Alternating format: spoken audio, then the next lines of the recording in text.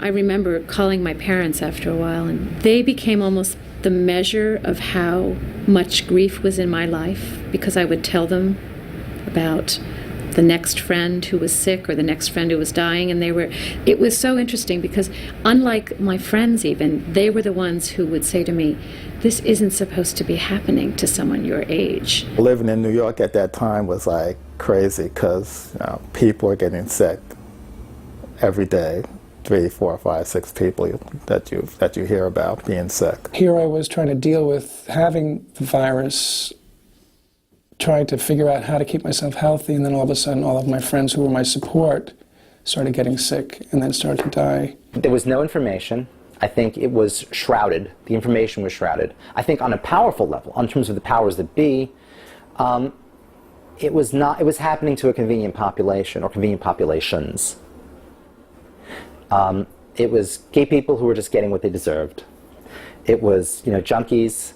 How deeply are Americans worried about AIDS? A Los Angeles Times poll found that 50% of Americans favor quarantine for AIDS victims. 48% said they should be issued special identification. 15% said AIDS victims should be tattooed. We were very scared that the Reagan administration was going to put people with AIDS in internment camps. And I think that we came close to that in this country. I immediately figured out that this was the Vietnam War all over again. It was about people in power not caring about the lives of people who didn't have power and being willing to accept a system of attrition where people would die. I read in The Native that Larry Kramer was going to replace Nora Ephron, who was scheduled to speak at the center, but had canceled, and Larry was the replacement. Kramer delivered a fiery speech, and I remember he asked like half of the audience to stand up, and he said, "You're all going to be dead in 6 months. Now what are we going to do about it?" Larry gave the spark with his speech, absolutely. No question like that, but the fuel that was ready to explode was already there.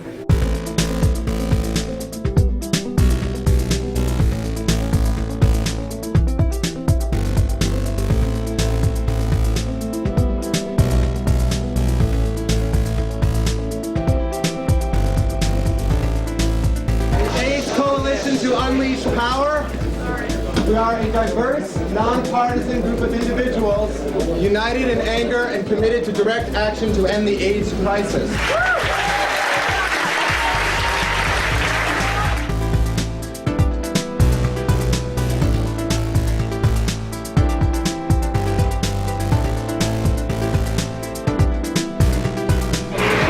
Wall Street, don't you know the profit motive has got to go? Wall Street, don't you know the profit motive has got to go? More AIDS drugs is what we need. What we have is profit and greed.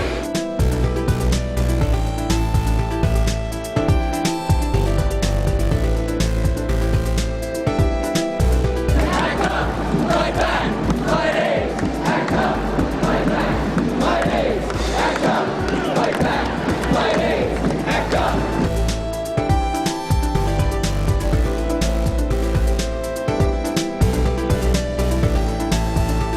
My name is Mark Flatopoulos, and I'm working with ACT UP. We're here to protest the mismanagement of the government-designated AIDS treatment evaluation units.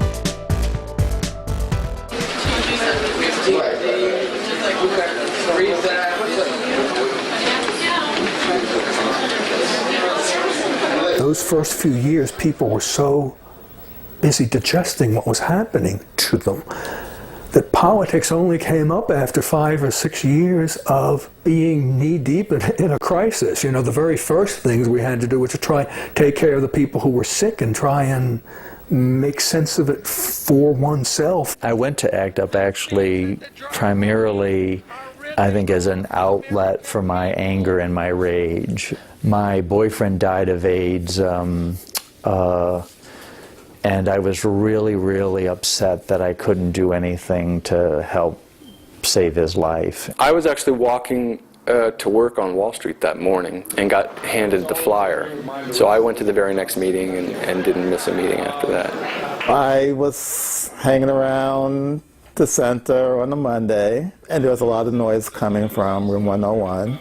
Because I saw so many people there, I knew, something really big was going on. I said, okay, I'll come in here for a few minutes just to see what's going on. My brother died, and after the wake, I went over and sat in an ACT UP meeting. I didn't know where else to go. And I wanted to just go and feel that energy, that ACT UP energy. I can't explain it, but it made me feel better. And when word got around that on Monday night, ACT UP gave a home to people who were sick, to people who were not yet sick, and to their friends and people who cared for them, it was not long before 100 to 200 people were meeting in that room every Monday night. Pretty soon it would be 400 and even more. What the police will try to do is, if there are people who are committed to non-cooperating, and I've done this, I've not given my name, I've not walked, I've not been fingerprinted, etc., and the police will try to use you as a weapon against the other people who have been arrested. On the floor of ACT UP, there were people who had long histories of organizing. Even though the number of people with those kind of life experiences was small, the influence was great because a lot of the people who came into that room were blank slates politically. This was my first impression. As someone who had been so politically active, there was not anybody in that room I knew. The other thing that struck me was that it was really great. I liked the idea that people got up and they said what they thought, and that people got up and they had an idea, and it seemed like if you had an idea, you could do it. The plan, in case anyone doesn't know, is we're going to take over the Capitol by occupying it with our bodies. The feeling of ACT UP in its heyday, when the room is packed and you can hardly get into the ground floor of the Gay Community Center, and there's business happening all over the place. There's all kinds of cruising going on the sides and eye-catching, and there was like an energy in the group that was amazing, and all that came together. You go into the room, it's a kind of crappy room with linoleum floor, green and black if I remember correctly, with white iron poles all through the room. The axis of the room, instead of being stacked the long way, was used in the wide way, so there's a kind of wide open, maybe 10 seats deep, facing the front of the room. It was like a religious experience, in a sense that it was so overwhelming, coming from not having people to talk to about, to a bunch of fire-up people really fighting for their life, literally. And I just went right in. I mean, I got the feeling then, which is a rare feeling, that people felt that lives depended on them. It was not a sort of an interesting political point. It was real. And that came through in that room. It came through in that room. I mean, people were driven to do something.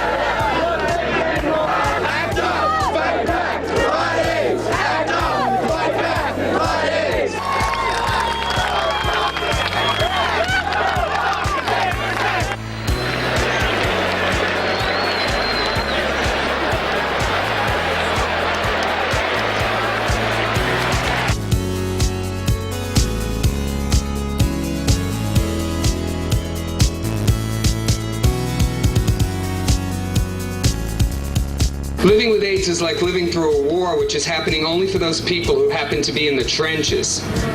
Every time a shell explodes, you look around and you discover that you've lost more of your friends. But nobody else notices.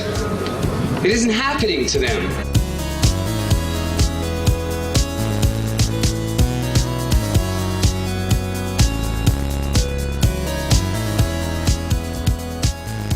Those early days, the message that was repeated over and over was drugs into bodies. We wanted access to drugs, and we wanted a much quicker approval process, or we wanted stuff given to people before it was approved. The whole process of the FDA, the drug testing process, took years. We don't have years.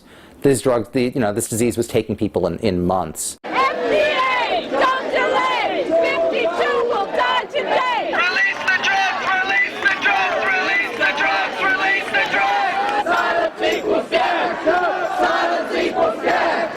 Silence equals death! Silence equals death! Silence equals death! Get to work! Get to work! Get to work! Get to work! Get to work! Get to work! Get to work! Get to work! My name is Vito Russo. I'm a writer from New York City, and I have AIDS, and I'm here today because I don't want to die. I know that there are 80 drugs that haven't been tested yet by the FDA. I want to know why it takes 5 to 10 years in this country to test drugs that you can test in Europe in a third of the time. We are simply asking the FDA to do it quicker. We found out, at least within those few years, if you could identify an obvious problem, if you could get the media on board about it, if you could get 200 to 300 ACT-UP people sitting in at a very particular target and making it very, very uncomfortable for the powers that were, you could affect very, very quick change.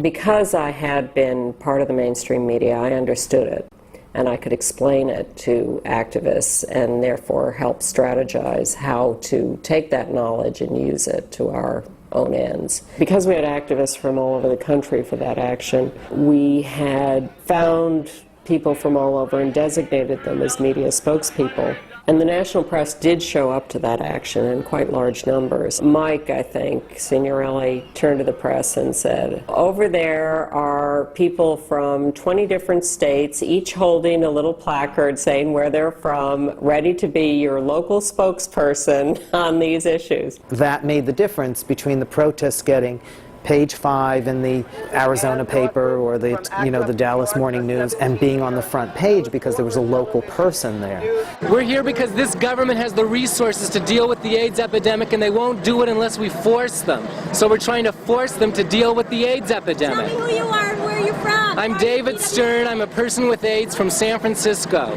Do you think this has been a successful action? Do you think it'll have an impact on the FDA? Yeah, and we appeal to everybody to make it have more of an impact by continuing these kind of actions. Because we have to keep the pressure up on the government. They won't deal with the AIDS epidemic properly unless we keep up the pressure.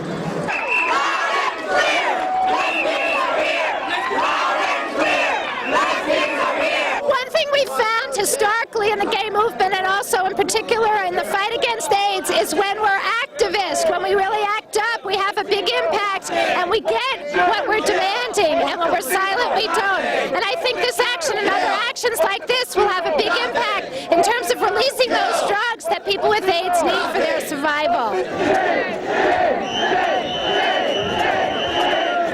If you look up, you will see that there are hundreds of FDA employees at the windows watching what's going on. They are not doing business as usual.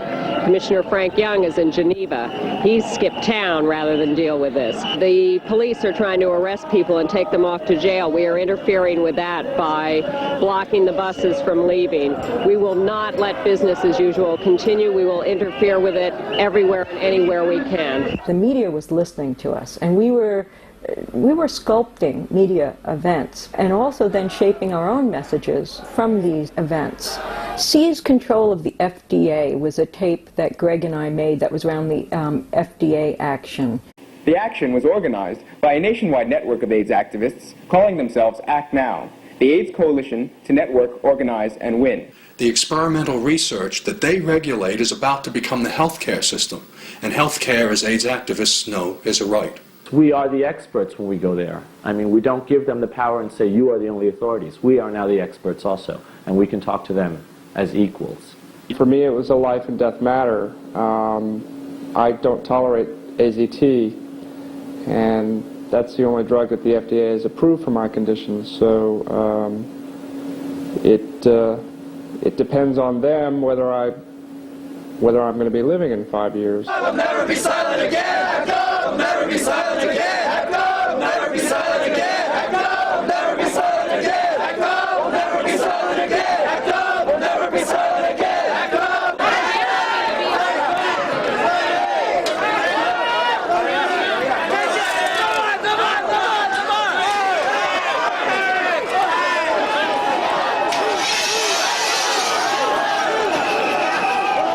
What the FDA did was shift the group away from a defensive posture to an offensive posture. When the FDA action enabled us to come up with a vision for the way that healthcare should be done in this country, the way that drugs should be researched and sold and made available. The idea was to cut through the bureaucratic red tape of the Food and Drug Administration, but more than that, that people with AIDS should be involved in every level of this decision-making concerning research for a treatment and a cure for our disease. The most successful piece of the action was that for the first time the country got to see a national AIDS civil rights movement. It was a turning point because it was the front page of every major newspaper in the country. It was the lead story on all of the nightly newscasts. It was really the start of the national AIDS movement, was the FDA demonstration.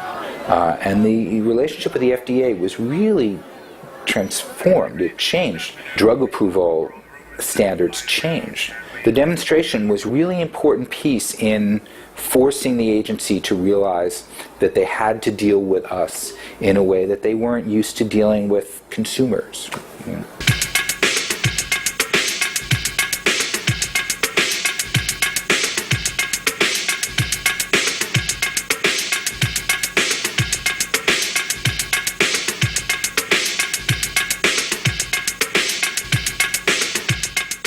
ACT UP was one of the initial places where people actually decided to take the tools of communication in their own hands and begin to document their own history. We decided that we were going to control the images, that we were not going to just be represented by mainstream media and that kind of, very specific language that was used around people with AIDS who were always victims, who were not empowered. We formed this collective, the Testing Limits Collective, which was formed to document early activism. Release those drugs! Release those drugs! Release those drugs! Release those drugs! We organized it like a Soviet-style collective. It was consensus-driven. We just had this idea that we could go out and be these revolutionary filmmakers of the people and just document the everyday. We wanted it to be used as an activist tool to get people thinking and get people out there and get people angry.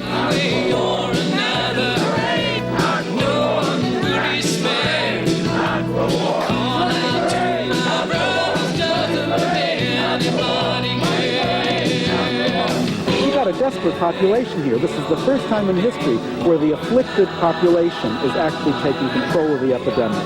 We're tired of the ineffectiveness of the government. We want the government now to listen to us. Our community has finally come up with a disease that will do one of two things. It will either kill us or it will politicize us. We are at war. We are absolutely at war. 30 years from now, everybody's going to ask, what did you do in the war? What did you do in the war?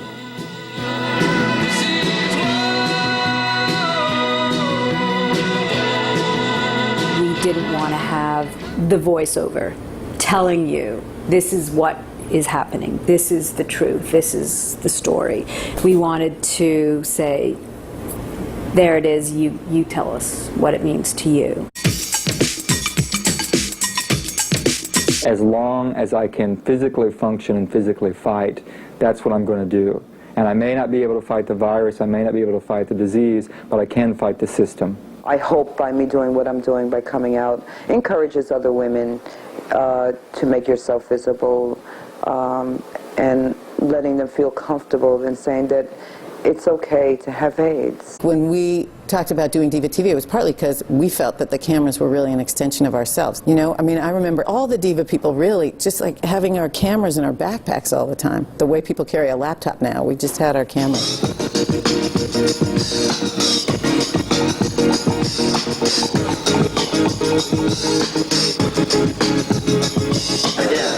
TV is scam interfering video activist television.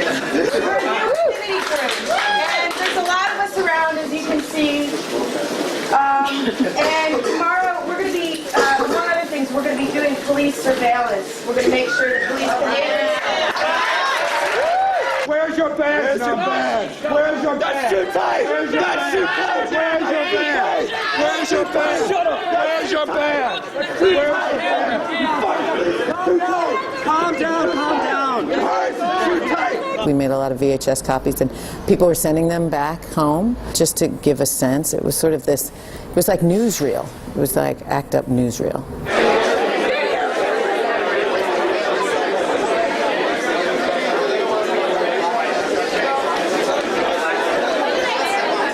If there are any on-duty, off-duty, closeted, undercover police officers or federal agents in this room, you're required by certain laws that we know about to identify yourself at this time. Don't do it!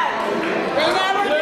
They never do it. Why? You're such a friendly group of people. I don't understand. ACT UP was not one monolithic institution. It was a group of people who met every Monday night, and many of them were parts of smaller groups or cells or affinity groups within the larger group, and those affinity groups to some extent had, if not a separate life, a life outside the group. So it was much more molecular in structure. We're the Awning Leapers. We're from ACT UP New York. Hi, we're Wave 3 of ACT UP New York. Hi, I'm James Shapiro, and I'm representing AIDA, Anger into Direct Action. Everything about ACT UP was so brilliant organizationally, and it was brilliant because it was organic and it came out of necessity.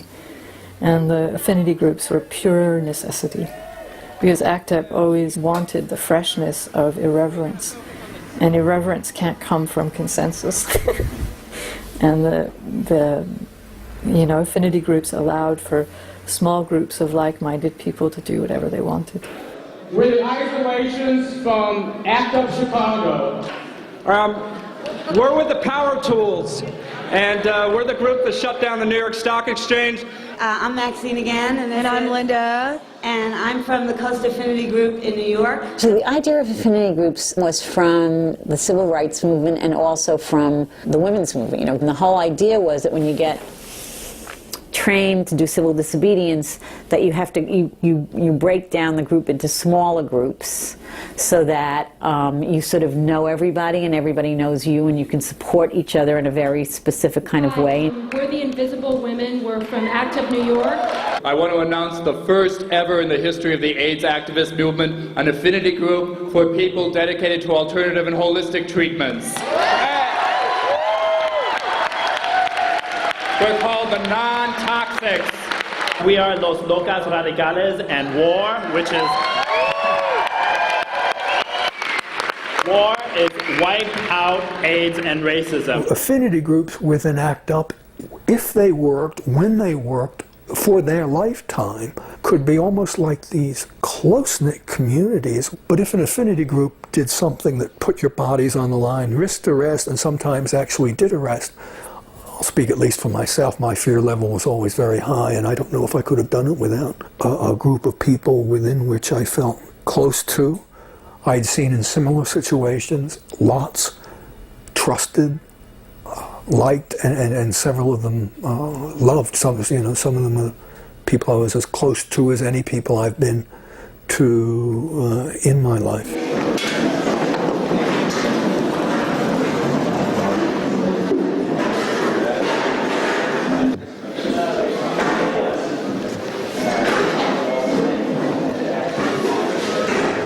We really began to talk about civil disobedience as a safe tactic for making a stronger statement and as a way of getting media attention. For civil disobedience, I think it's absolutely critical to do an affinity group structure for safety.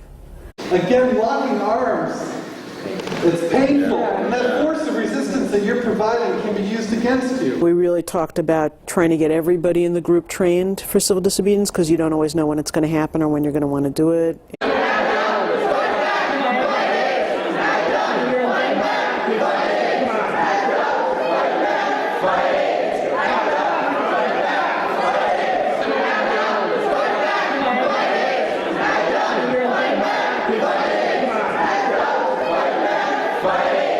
K-Rock, of all places, the rock and roll station, has been plugging this demo all day long.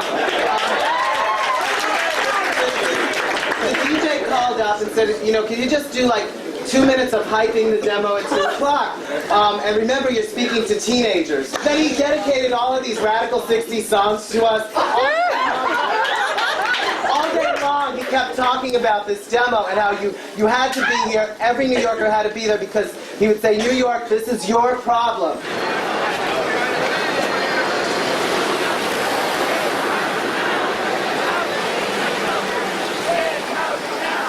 Housing, not shelters. AIDS housing now. Willing and housing, not shelters. AIDS housing now. Housing, not shelters. AIDS housing now. Housing, not shelters. AIDS housing now. Housing, not shelters. AIDS housing now. People with AIDS live in the streets in New York City, and that's the policy of this administration. It's not a mistake. It's the way Koch has it set up, and we're here to say if they're going to live in the streets, we're going to block the streets too. To protest Ed Koch's lack of spending on health care and AIDS in general. I had a friend who was just in Bellevue, Health and Hospitals Corporation, which Koch is directly responsible for. They don't have pillowcases. The hallways are dirty. I had another friend who just went in an emergency room. 24 hours. Not only him as a person with AIDS was waiting for a bed upstairs, but everyone, old people regardless. There's no rooms upstairs.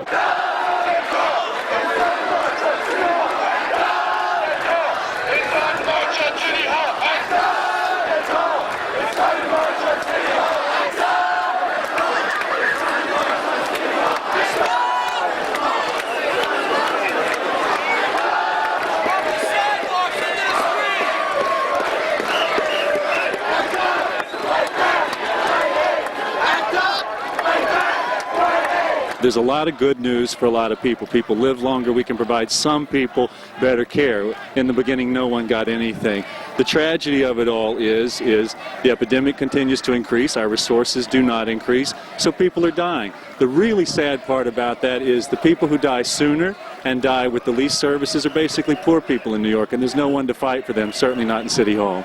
Pretty scared, but being HIV positive, I don't have much choice in that. I just love all these people, and I think that what we're doing is really right. And no one has made any outreach. I mean, listen to this and look at all the people. It's just really wonderful, and it's worth putting myself on the line for. There is no accurate diagnosis.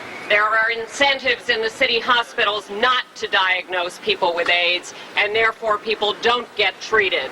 We are angry at the way this city has handled this crisis, and we demand that Ed Koch exert leadership and declare a state of emergency. City Hall was the first time we decided to make the wave system, where you get arrested in waves, right? So like one group would maybe have a demonstration on that corner over there, and another one on the next corner, so you'd get arrested like that. The first group would get arrested, and then they called it waves because the next one would come like a wave to get arrested. Those are the options. Go in the street now with CD9 or wait. 1. He says go. 2 now. Says now. 3. 3. Tom. Now. Go now, Tom says. 4. Now. 4 says now. 5 says now. 6. Now, if you won't want to go, say no. Don't feel frightened about it. 7. Now. Says now. 8. 9 now. 13 now. 15, we're...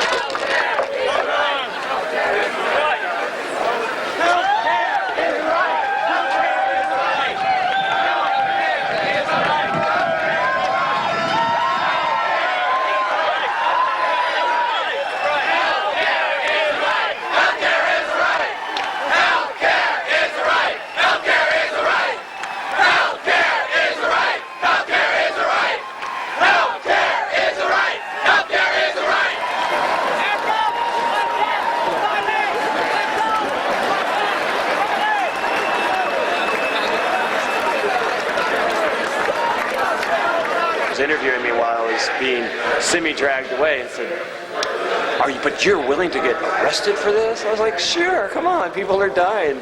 There's no AIDS care in this city. Let them drag me across the street a few times. I don't care. When we get arrested, we usually are aiming to get a meeting set up or deliver a set of demands. Eventually, after a couple of those, we did manage to have a meeting with them in City Hall. It's rewarding personally to have participated in that and to actually see things change or see issues being covered by the press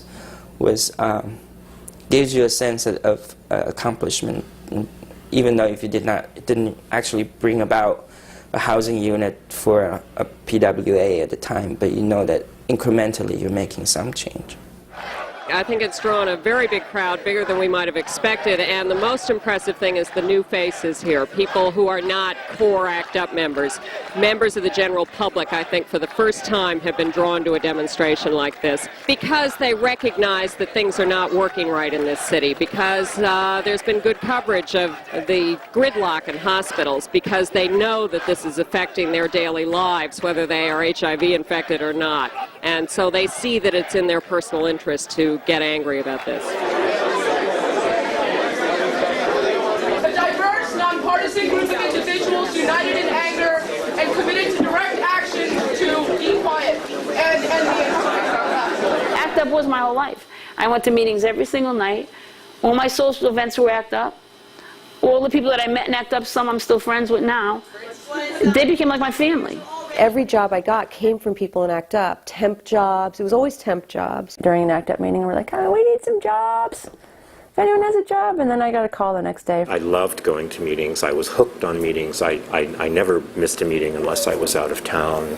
For a lot of people, they were spending 10, 20 hours a week on stuff. I mean, I was already living ACT UP. I was one of those insane people that was, had a full-time job and then was doing the ACT UP work until whatever hour at night. ACT UP completely changed my life. Every relationship I had, there was my life before ACT UP and my life after ACT UP.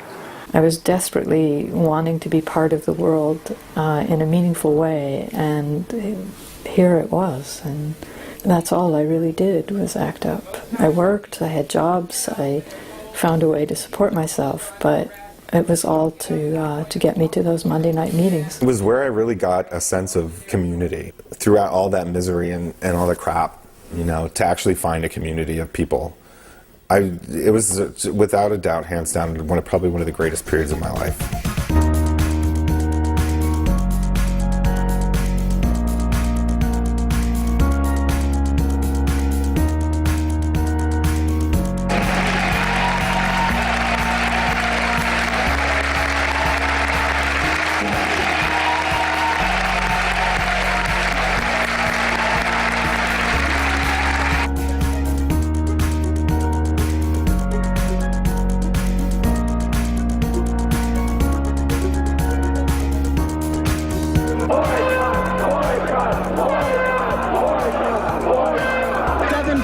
In there, 5 of them chained themselves on a balcony and lowered a sign that said "Sell Welcome." These drug companies are profiteering on our lives, and that we cannot accept that anymore.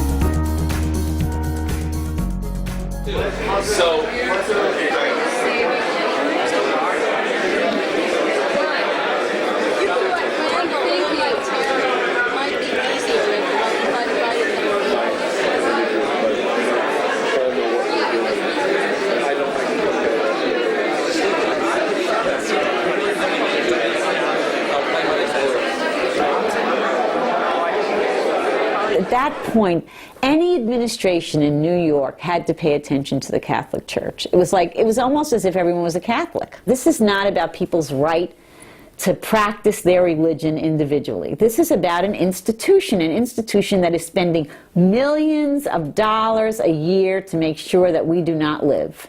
Cardinal O'Connor made an amazing series of statements which can be summarized in 4 words, and this is not an exaggeration.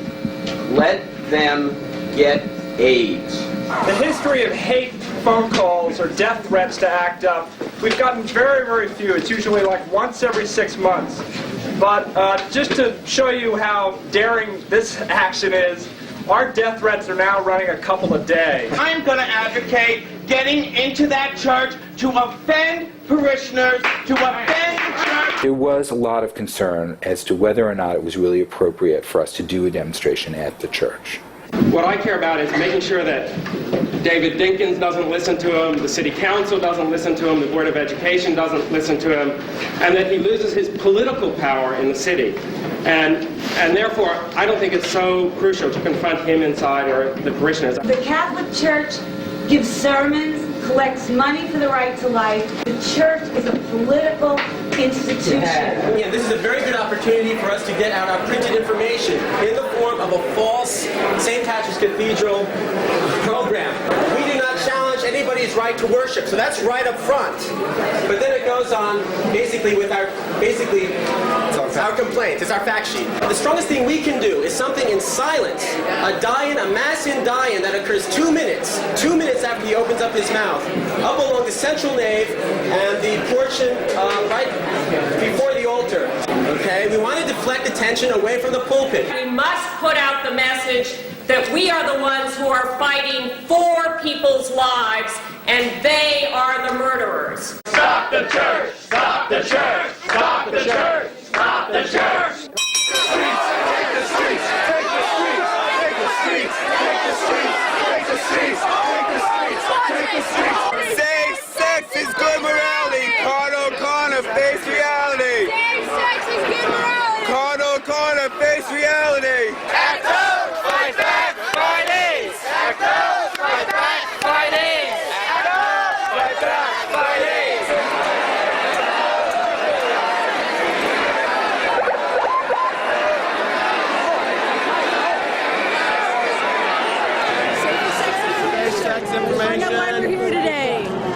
Safe sex information and a free condom. There were always overlaps between the women's health movement in the late 80s and ACT UP because the principles are the same. It's about respect of your body, control of your body, health of your body, rights of your body. My name's Darlie Myron, and I'm with WHAM, Women's Health Action and Mobilization. And we've co-sponsored this demonstration today with ACT UP, the AIDS Coalition to Unleash Power, because the Cardinal has put out a joint attack on women's rights and reproductive freedom and people with AIDS simultaneously. I mean, AIDS is the #1 killer of women in New York City, so if O'Connor goes out and says, don't use condom, considering the population that really listens to him, that's going to be the death of thousands of women. Our kids, our adolescents are dying of AIDS as well, and we're trying to teach them safe sex, and O'Connor is saying, no, you can't do that. This is Jesus Christ. I'm in front of St. Patrick's Cathedral on Sunday. We're here reporting on a major AIDS activist and abortion rights activist demonstration, which will be taking place here all morning. Inside, Cardinal O'Connor is busy spreading his lies and rumors about the position of lesbians and gays. We're here to say, we want to go to heaven too. On that day, Fruit of Jesse set up as a signal to all the nations. The Gentiles shall seek out, for his dwelling shall be glorious. This is the word of the Lord. He then told them what was going to happen, that did happen, and out they went into this period of waiting. You're murdering us! Psychological violence against women! All good Catholics to escalate their attack on abortion rights and women's health care facilities. The church is gone. Stop killing us! Stop killing us! Stop killing us! Stop killing us! We're not going to take it anymore! You're killing us! Stop it! Stop it! Stop it! Stop it! Stop it! Stop it! Stop it! We're fighting for your lives too. We're fighting for your lives too.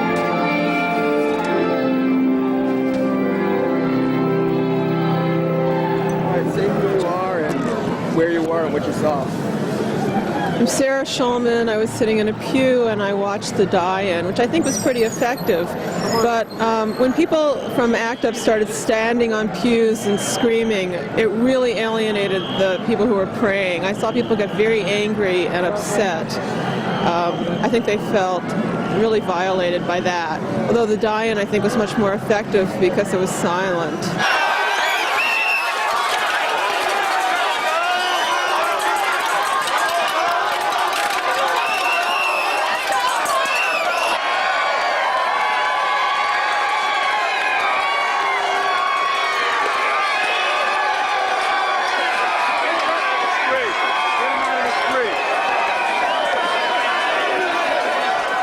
I thought it was one of the best things ACT UP ever did. And there are loads of people who think it was terrible, okay? And they blame it for 100 things that it didn't, from my point of view, was not to be blamed for. The number of people inside was not what got the church scared. What got the church scared was that there were 7,000 people outside. That was the biggest ever picket demonstration we had. And the Catholic Church in New York had never had that many people to say publicly, you are killing people. Your policies, not your religion, your policies and your money, okay, are killing people. We said for years in ACT UP that our job was not to be liked, that we were not doing what we were doing to get the public to like us. We were doing what we were doing to accomplish something about particular issues. And I think we did that enormously successfully. And we weren't liked, but we forced people to pay attention and forced change, I think, much quicker than it would have happened. The Catholic Church has never in New York rebounded from that action. Never. No matter what. Even though they're very strong still. They have never had the same profile. I remember going to the meeting after it. Everybody was terrified after it because it had been in the paper and everybody had, every editorial page in town had dumped on us and people were scared. And I remember saying, are you crazy? Are you crazy? They're afraid of us now. That's the best thing that could ever have happened to us. And it was true.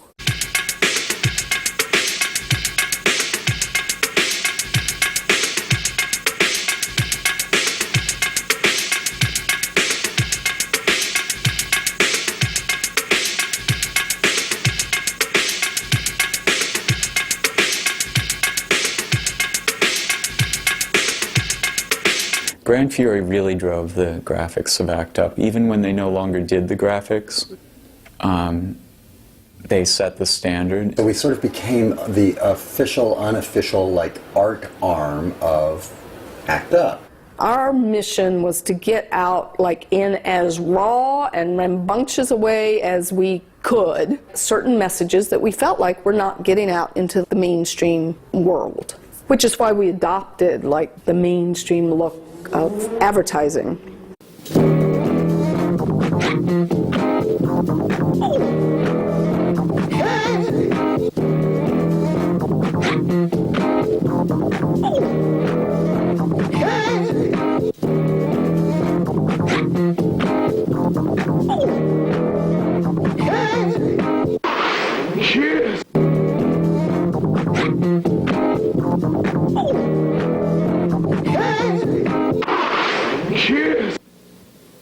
The posters ACT UP put out those first few years were just astounding.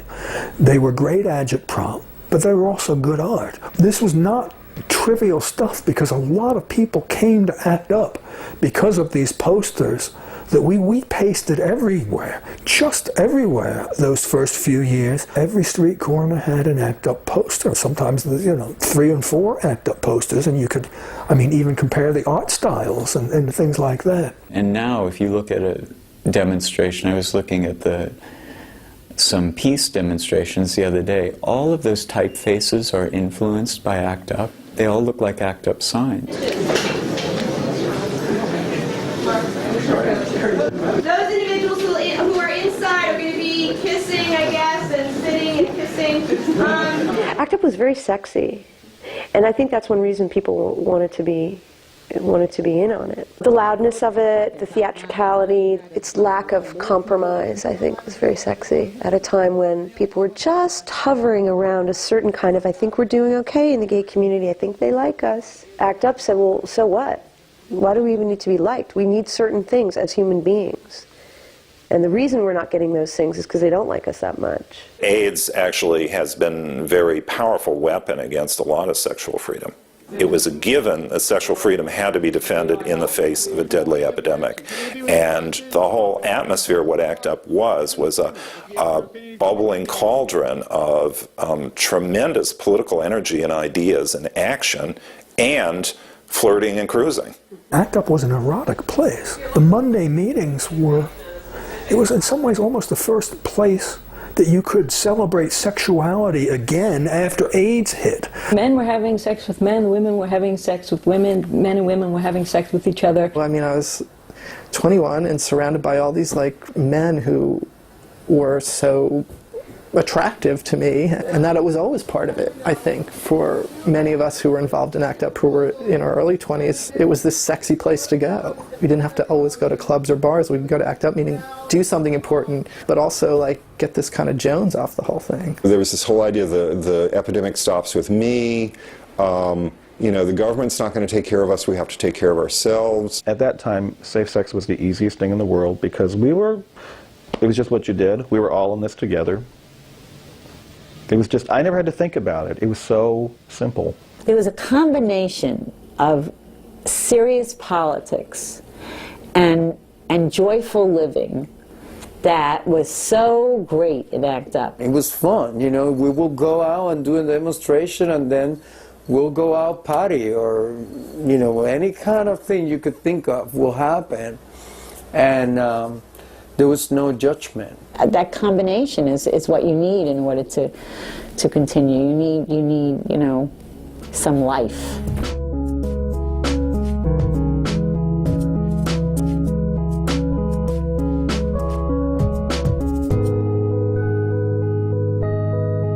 This state is a disaster area. Where's the leadership? Okay, what else? Governor, the programs are completely ineffectual. I'm a social worker in New York City. There are people dying with AIDS on the streets of New York City. I went in with AIDS-related pneumonia to a hospital in New York City. I was not able to get a hospital room. I was stuck in a corridor.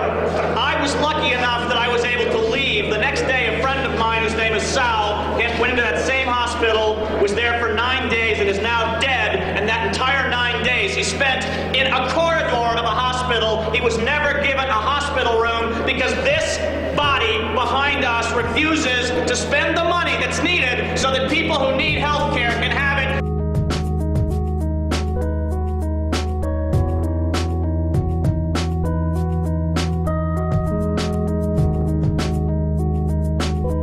All across this country, no damn health care at all.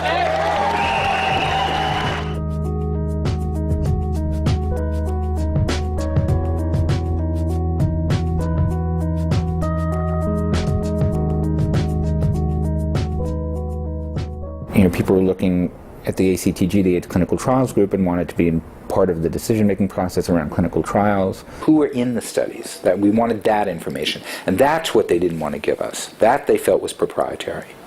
How many women are in the studies? How many people of color are in the studies? And we really wanted to look at demographics. There was a whole lot of push about just sort of practical, how trials should be done. That really makes them more accessible to people with HIV. That happened between 89 and 92. It didn't all happen because of ACT UP, but ACT UP played a huge part in making that happen. This is the start of something that should have happened 10 years ago at the start of the AIDS epidemic.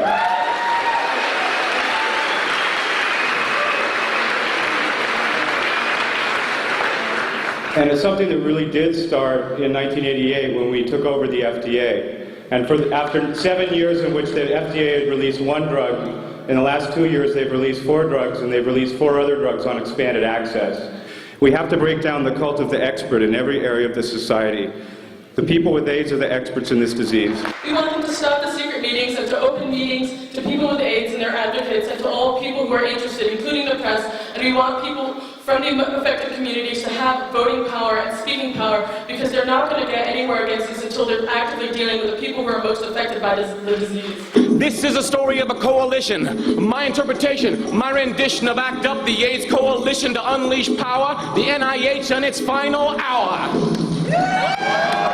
Can you say it with me? Storm the NIH. Let's go. Storm the NIH. This is war. For the sick. For the poor. ACT UP. Fight back. Fight AIDS.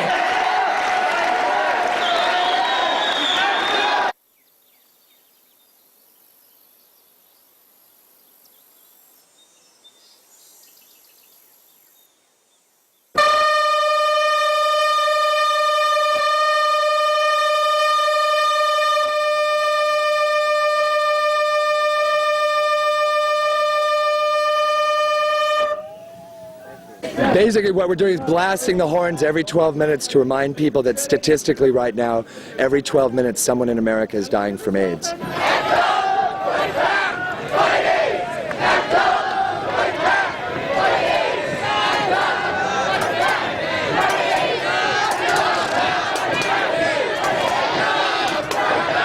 We're talking about the fact that they don't allow people of color into their trials. We're talking about the fact that they don't care about women, they don't care about children, and that their trials are inefficient, dysfunctional, and we're here to let them know that we're not going to tolerate it anymore. NIH, mira, Latinos tienen SIDA.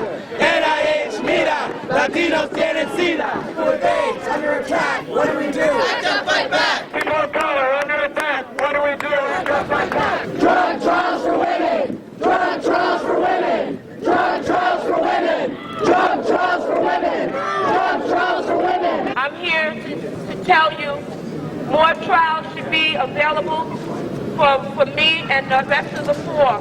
I have a home now, but about 10 months ago, I was still homeless. Many people who are here today are still homeless right now. One thing I can tell you about the NIH, they don't have any homeless people in their trials, and they don't have trials for people who are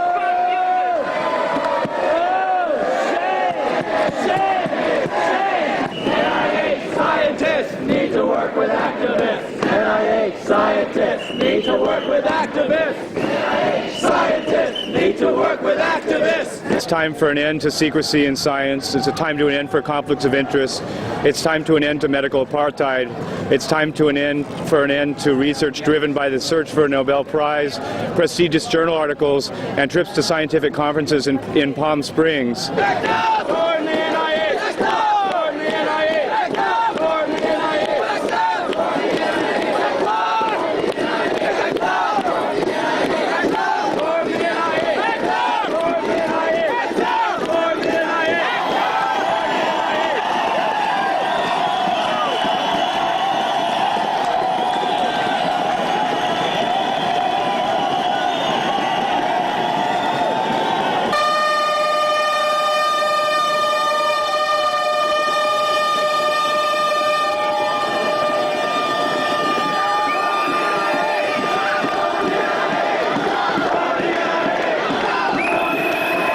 It has to happen over and over and over again. The actual scientists have got to come out of the buildings and confront us and realize that we are live human beings and we're fighting for our lives, and we've got to shake them loose, literally, from their ivory towers.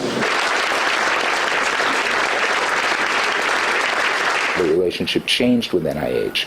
I was very involved in the development of the community constituency group at the AIDS Clinical Trial Group, where after them not giving us information about clinical trials in the beginning, they were now saying, we want you in this process, and now let's figure out how we're going to do that.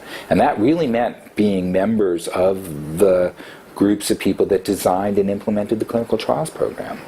I was the first person with AIDS to sit on the executive committee of the ACTG.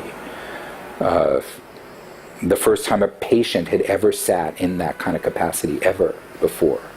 Before I go on, I want to talk to you about a little chant that I want you to do. The first part you know all about, it's act up, fight back, fight AIDS, check it out. The next part to complete the craze is add 3 beats between each phrase. It's act up, we demand health care for all, fight back, get on the ball, fight AIDS. hysteria in this New York AIDS disaster area. ACT UP has gone through a lot of change and growth over the last few years, and one of the most exciting things is that we've gotten beyond the pretty narrow set of issues that ACT UP was originally founded to deal with, which was, as the slogan went at that time, getting drugs into bodies. There's a reason why the quote-unquote drugs into bodies position is inadequate, because it simply doesn't account for the historical oppression of either gay people or people of color or women.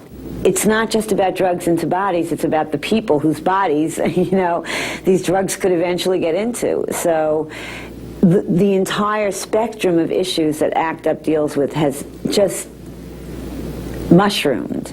The healthcare system in this country has not worked equally for everyone, and that has been illuminated for me personally as a white gay man in dramatic ways, because women have always known this. I think it's one of the reasons why lesbians in particular, but women in general, have taken such an active role in this struggle. Part of the journey being within ACT UP is also understanding that, right, but you come from privilege. These were people who were brought up, myself included. You get sick, you get taken care of, your life is not written off, and so imagine the shock when you turn around and you discover, what do you mean, me?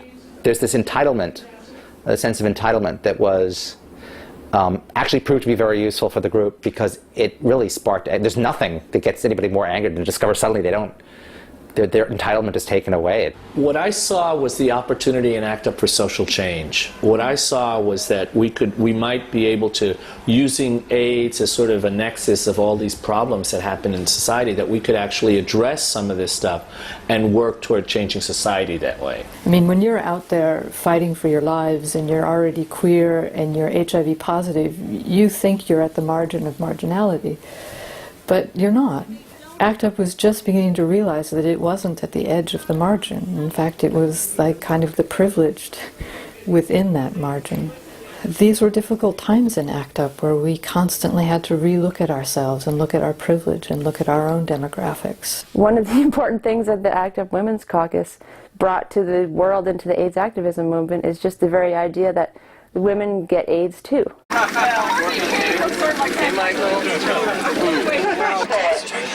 on either side of the front of the aircraft, one on either side of the rear of the aircraft, and two extra clear marks over the waist.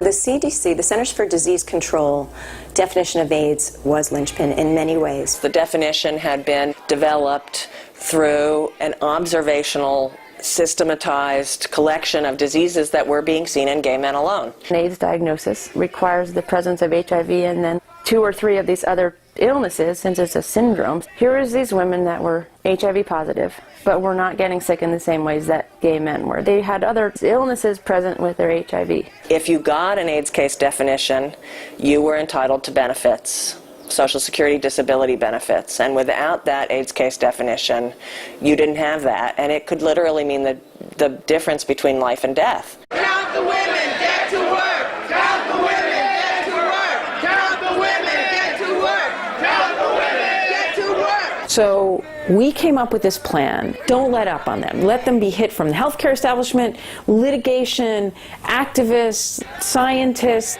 Beat them until they yield. So campaign-style organizing. It started out by us doing this Women in AIDS teach-in.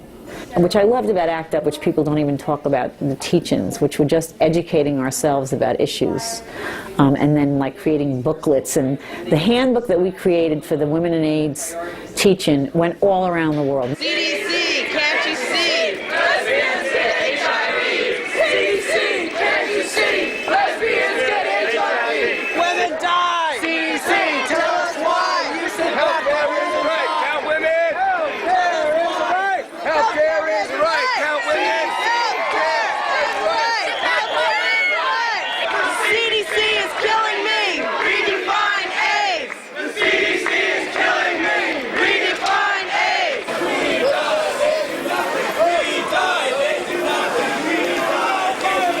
We die, they do nothing. We die, they do nothing. We die, they do nothing. We die, they do nothing. We die, they do nothing. We die, they do nothing. We die, they do nothing. We die, they do nothing. Simultaneous to that, Terry McGovern at the HIV Law Center was pursuing litigation with Social Security Administration to get them to change how they were, what definition they were using. And you can't sue the CDC. You know, they don't give away the money. They do these definitional things in terms of benefits programs. So I had to figure out a legal strategy to get at the benefits programs for using the CDC definition, which wasn't a fair definition. This was hugely important to get that definition expanded for women and also for low-income people. I mean, the original AIDS definition was not looking at the concept of converging epidemics. So it wasn't just women. It was you know, lots and lots of poor people if you had to pick a denominator. I filed the class action and then got on a bus to go to Washington, and we together planned this big women's demonstration in front of Health and Human Services. How many women have to die? Or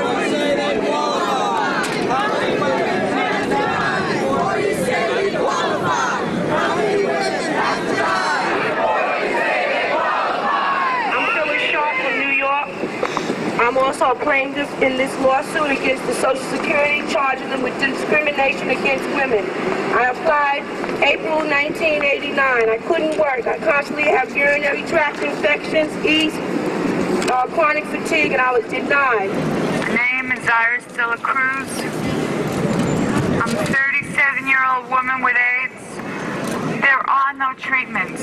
Every week I hear stories of women going into the hospital or dying from things that could have been prevented or at least treated. One of the reasons why women remain untreated is because they don't have Medicaid and they have no access to health care. I don't want to die. I don't want to die of PID. I don't want to die of AIDS. We charge you with genocide! And so the second CDC action was the most pouring rain day I've ever seen in my life. It was like not to be believed, and people stayed out there. Women with HIV stayed out there. I mean, it was just really powerful. I have a file at the county hospital. It's 4 inches thick. I'm not sick yet. I have 15 medications, but I'm not sick yet. I have $35,000 in medical bills, and I'm not sick yet. 28 years old and I'm dying! And nobody gives a shit! Get off your asses and do some research! We're dying! Murder by omission! Change the definition! Murder by omission! Change the definition! Let go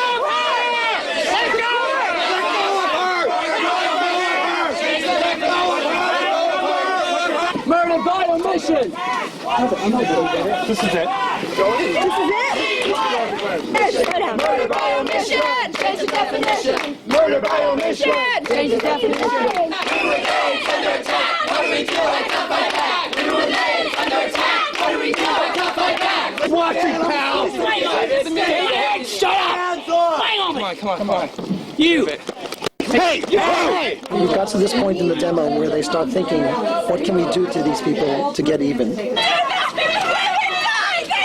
No violence! Stop, take your pants! They do nothing! They die! They do nothing! Change the definition! Act out! Fight back! Fight AIDS! Act out! Fight back! Fight AIDS! We eventually had 300 different groups across the United States of every kind that you can imagine who signed on to the CDC definition campaign. And we would constantly be sending them information about everything that was going on. CDC's trying to cop a police simulating concern for AIDS and HIV. We don't compromise, accept lies or trades. Women act up, fight back, fight AIDS.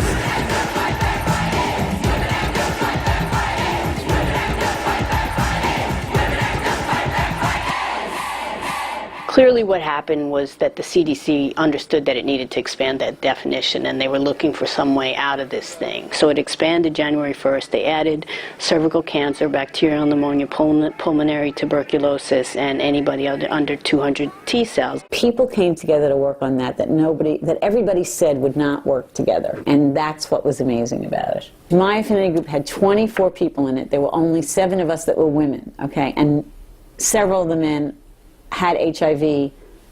Several of them are dead at this point, okay? They spent like 4 years working on a campaign about changing the CDC definition for women and for poor people and for drug users. And that is like something that nobody ever says about ACT UP. They always talk about gay white men, gay white men, gay white men, selfish gay white men. And that was not, and we got tremendous support in ACT UP for that work.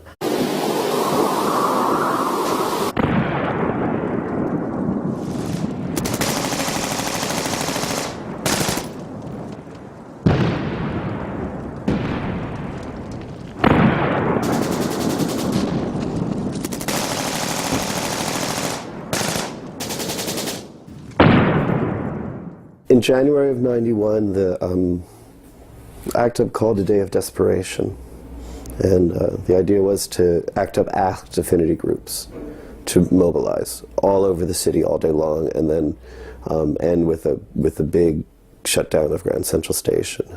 The night before, the plan was to invade various evening news broadcasts live. I was involved in planning the CBS action because I had worked at CBS. First of all, they took my ID card, which I still had, and they copied it and put their own faces on and made their own ID cards. And I diagrammed the floor plan of the building on West 57th Street, the broadcast center for CBS, where the evening news is done. We figured we only get a few seconds before they go off the air. So we decided that the first word has to be AIDS. So if nothing else is heard, they hear the word AIDS. We decided AIDS is news, fight AIDS, not Arabs. We couldn't see a monitor, but we could hear the announcer saying, this is the evening news with Dan Rather, and then we just ran on. This is the CBS Evening News. Dan Rather reporting. Good evening. Fight AIDS, not Arabs. We're going to take a break for a commercial just now. AIDS, not Arabs. We'll break for a commercial. Thank you very much. And then it was like a fascinating media moment because it became a news story on stations all across the country as long as they weren't CBS affiliates. I talked to someone who saw it broadcast on CNN and when they were in Jerusalem doing war coverage. It was about magnifying the voice of a small number of people holding a minority opinion who do not have access to the means of production. We were stealing access to the means of production to make ourselves heard.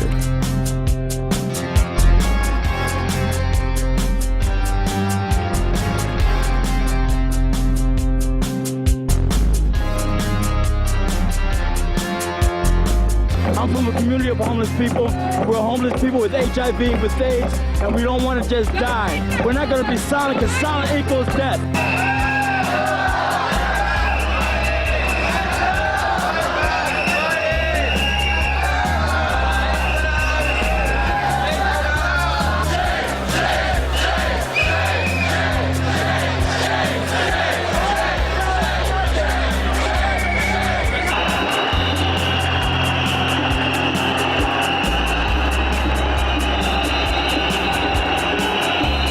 It was unbelievable, the amount of people that were in Grand Central, it was completely filled with us.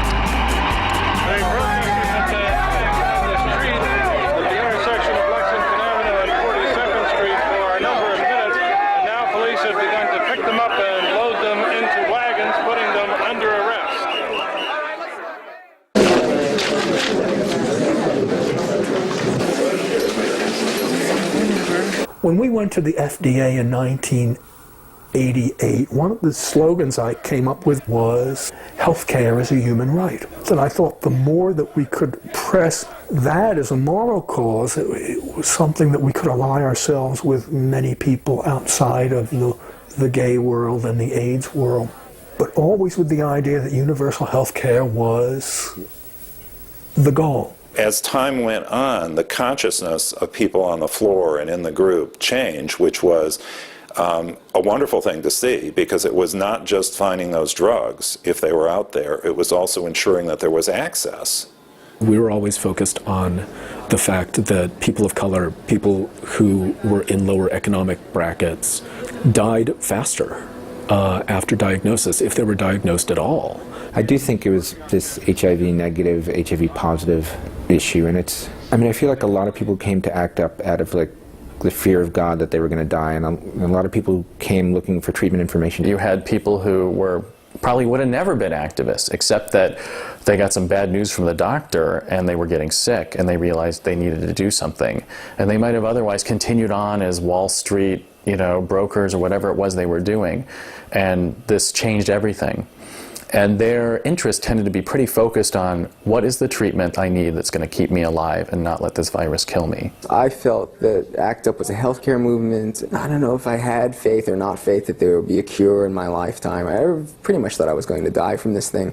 And I felt like, that it was pretty clear that ACT UP and the AIDS movement was a catalyst for the growing healthcare movement at that time. I do think that the split had to do with people who were interested in immediately saving their own lives versus those who had a bigger vision of bigger issues or were interested in saving other people's lives. And to some extent a misunderstanding between those two groups. I thought it was quite tragic. I thought it was a complete misunderstanding to think that these were opposite and exclusive points of view. At that time, there was mostly an enormous amount of despair. Here, ACT UP had all these incredible successes so quickly. But we'd won all these battles, but the war, we were all still dying. There really was no hope. It was horrible, and there was this kind of panic that set in, this mixture of panic and despair. So many people sort of spun off. It wasn't a debate that engaged people. It was the kind of debate that set people back into their own corners. The movement just began to eat itself up from the inside, and that was really, it was painful to watch. And I think it was also, it came at a time when energy was low because so many deaths had occurred.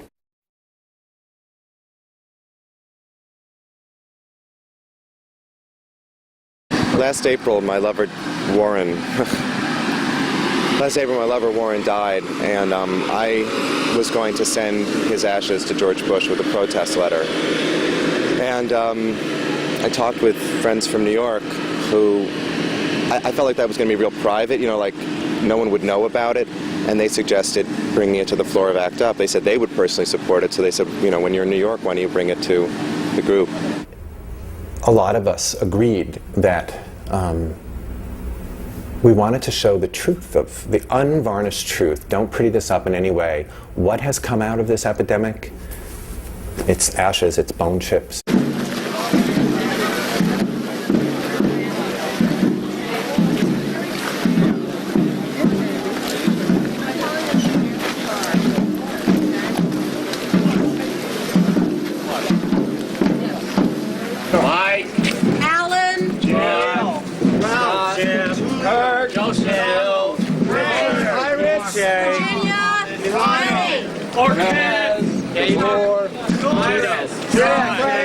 Gloria. Michael. 150,000 dead. Where was George? 150,000 dead. Where was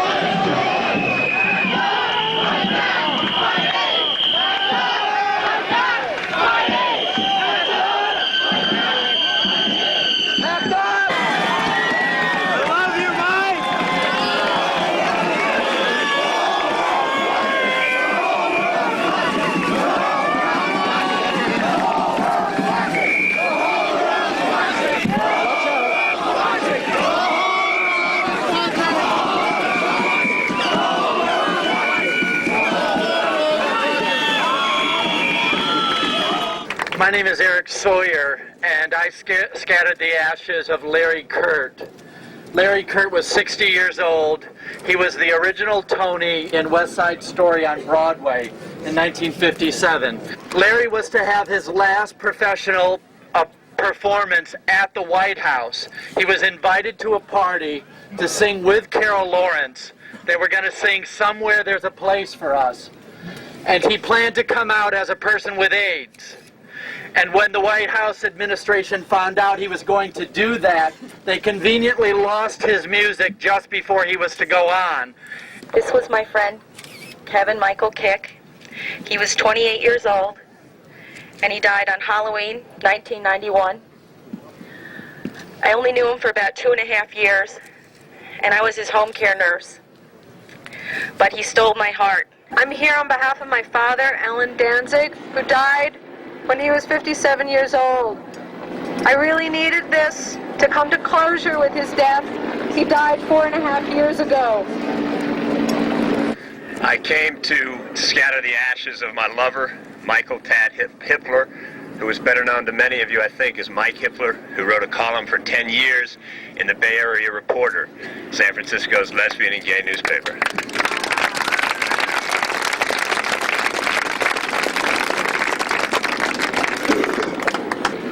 Truth to tell, I had scattered all of his ashes that I had, but I was sitting at breakfast with his sister, and I told her about this demonstration, and her eyes lit up, and she said, "Hey, do you want some ashes?"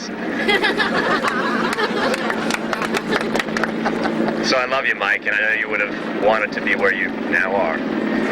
My name is Greg Ross. I live in San Jose, California. I just lost a friend of mine in Las Vegas. Unfortunately, he was Mormon, so he was not cremated, so I could not scatter his ashes here. And the main reason I'm here is to scatter my own ashes. I'm going to die of AIDS in probably 2 years, and that is why I'm here.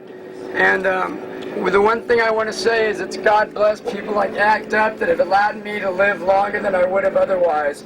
You guys have the courage, the strength, the commitment, and the love, and the compassion to help make my life longer. Until I die, I will join your force and help and hope to do others the same.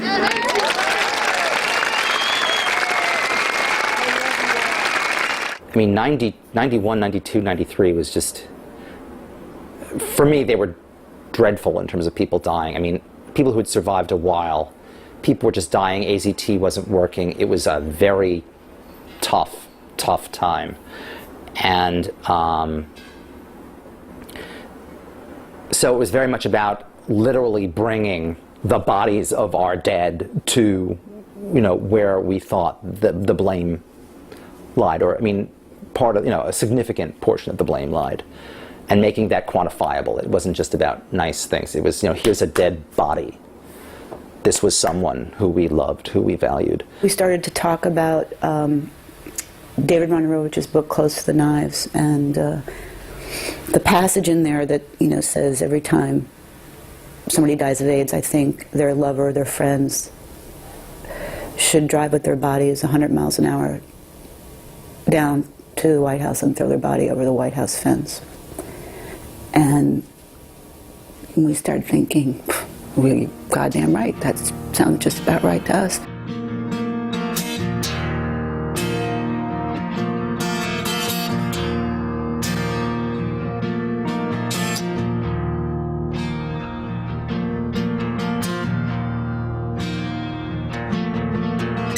I worry that friends will slowly become professional pallbearers, waiting for each death of their lovers, friends, and neighbors, and polishing their funeral speeches, perfecting their rituals of death, rather than the relatively simple ritual of life, such as screaming in the streets. I worry because of the urgency of the situation, because of seeing death coming in from the edge of abstraction, where those with the luxury of time have cast it. I imagine what it would be like if friends had a demonstration each time a lover or a friend or a stranger died of AIDS.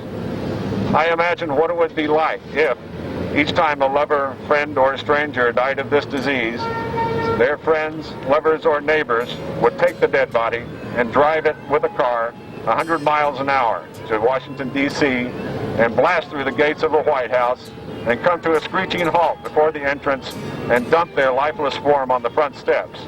You told me to do what's going. I said, let's just stop.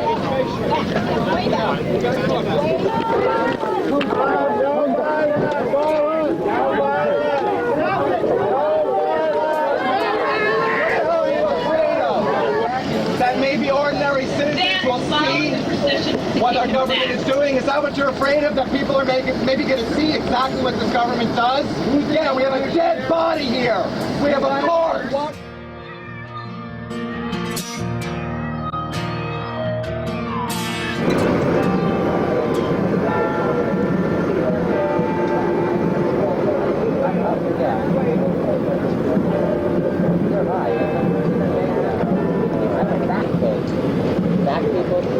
I'd like to read something that Mark wrote and wants us to do today. Bury me furiously. I think about all the passion and precious time I've spent fighting this government's indifference towards me and all people with AIDS. And I realize that a lot of people out there, gay, lesbian, and straight, still do not believe the AIDS crisis is a political crisis. I have decided that when I die, I want my fellow AIDS activists to execute my wishes for my political funeral. I want to show the reality of my death, to display my body in public. We are not just spiraling statistics. We are people who have lives, who have purpose, who have lovers, friends, and families. And we are dying of a disease maintained by a degree of criminal neglect so enormous that it amounts to genocide.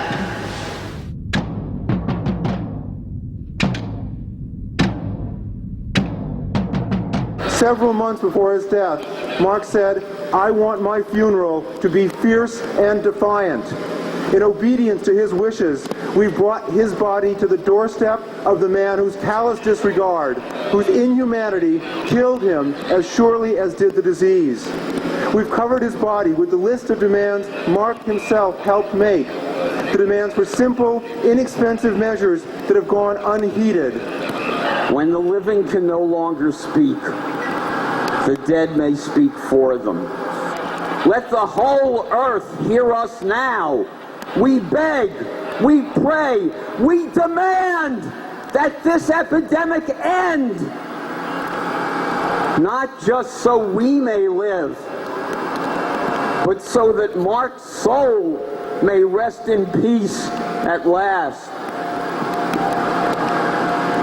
This fight is not over till all of us are safe. Act up, fight back, fight AIDS. Fight back! Fight AIDS! Act up! Fight back! Fight AIDS! What AIDS revealed was not the problem of the virus. What AIDS revealed was the problems of our society. It was this fissure through which everything, all the ways in which our society isn't working became really clear. ACT UP, I think, also really saved a lot of our lives psychologically. And that's really what ACT UP was for on an individual level. I firmly believe that being in ACT UP in those years was one of the things that enabled me to stay working as an active professional within the HIV field. For those of us who were directly involved in ACT UP and lived, I think it definitely lives in us on an everyday moment. But I do see it as a remarkable model of what can be done in the best of ways when people draw on their strengths and their different strengths and do things they don't know they can do. The great feat of ACT UP was the ability to bring all these people together and have all of these people sort of imbue these people with knowledge, imbue these people, empower them, if you want to use that word, and then these folks went out to do other work. Beyond the people, there were the ideas and the philosophy, the politics, the culture that came out of ACT UP that is still with us and has had an enormous impact on this country. I think that ACT UP was able to pretty much change the nature of how AIDS was represented in U.S. culture. There was an enormous shift in the sort of hideous misrepresentation of people with AIDS to a more true, a more thoughtful kind of representation. We saw something really shift. And I look at the fact that I'm HIV positive today, and I wouldn't be alive today if I didn't get arrested 20 years ago. That's absolutely true. That if we didn't do what we did 20 years ago, I wouldn't be here. The medicines that I take to stay alive, I would not have. Now, even though not everyone in ACT UP was gay or lesbian, I think that one of the greatest accomplishments was that it was a very powerful movement where the majority of the people in it was gay men and lesbians, and that my guess is that that led to changing social attitudes to them in the 90s. And I hope that that's lasting.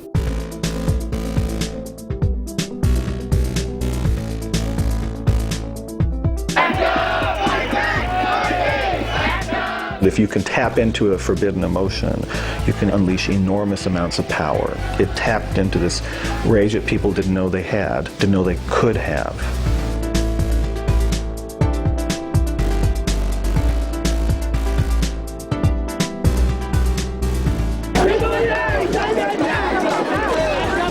The best result of ACT UP was to put it in your face and make every person see the devastation of this disease.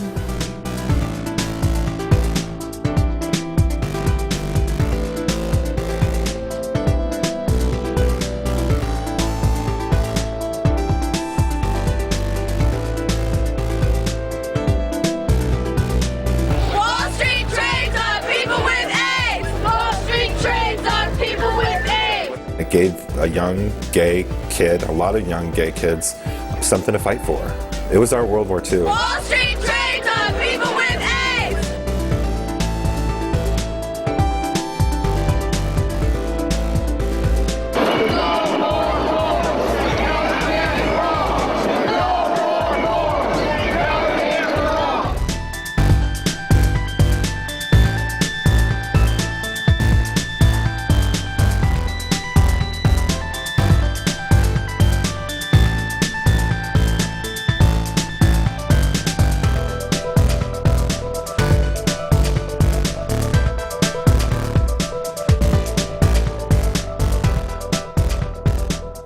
Direct action came back to life during the period of ACT UP, just as historically had happened before and will happen again.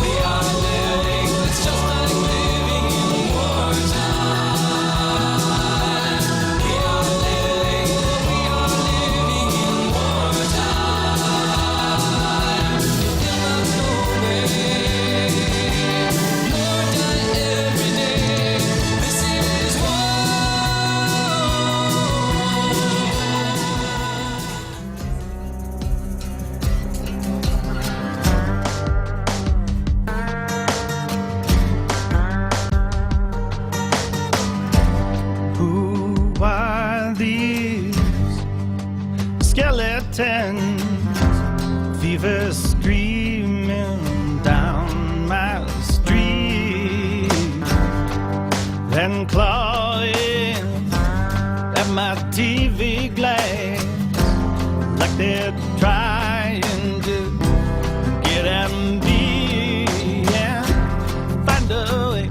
way to make me believe these creeping sarcomas have something to do with me. Find a way to make the whole world that's watching see what I won't do, I won't do.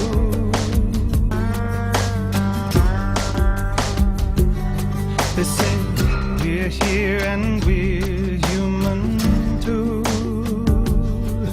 and we will make you human too. Whether or not you want to.